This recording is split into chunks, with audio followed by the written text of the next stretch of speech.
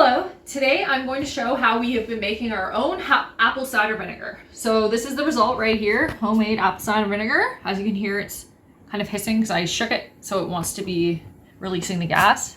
There you go. Really yummy. And I find it's actually a little bit more mild than a store-bought apple cider vinegar. So for example, this was a store-bought apple cider vinegar. It's a lot darker. And it's just like a lot more pungent, which is not bad, but this was a second ferment. So I fermented it with apples, drained it, and then just used the exact same apples again, and this was the result. So this is an example of fermentation that is going on right now. So the apple's actually at the bottom. This will be the third ferment, and then I added a few more pieces in at the top. And as you can see, it's fermenting very nicely. So this is how you do it. We started doing this after we went apple picking last year because we had so many apples and we were like, oh my God, let's make apple cider vinegar. So yeah, this is how I started doing this. So what you're gonna need is apples, obviously. And so in this process, you can use some apples that are starting to go a little bit bad, like this. Nothing that would have mold. You would never want to have mold, but if it's starting to turn, like I wouldn't want to eat that, but it will still be fine for apple cider vinegar. You chop it up and you actually I use the seeds as well and the core. That kind of gives it a whole well-bodied flavor. This is just an example of some of the apples that we've been eating, the cores. I just store them in a jar with water, and we're going to use these as well. So I'm going to start with adding those right in here.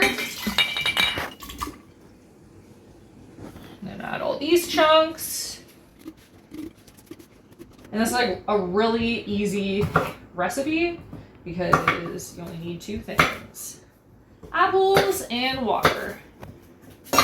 So put this up here, and then all I'm going to do is I'm going to fill. Optimally, I would like it if it was filled with apples, but this is okay. I just want to get another batch going. So what you're going to do is you're just going to fill this up with water, and then you're going to seal it really tight, and then store it in a place outside of direct sunlight. So we actually store ours down here, like at the bottom there, with some other stuff that we have fermenting, like stuff for cleaning. But so the idea is you don't want it in direct light because that can make it ferment too quickly and kind of like overactivate the bacteria. So maybe another option would be putting it like in a shelf out of direct light. But yeah, we just kind of put ours down there because it's a moderate temperature. And then that way I don't forget about it. So yeah, it takes about, I would say minimum 2 weeks. The other one has been going for 2 weeks. Optimally, I would like to go like over months. So yeah, this has been about 2 weeks since I put the other apple in. Like I drained this.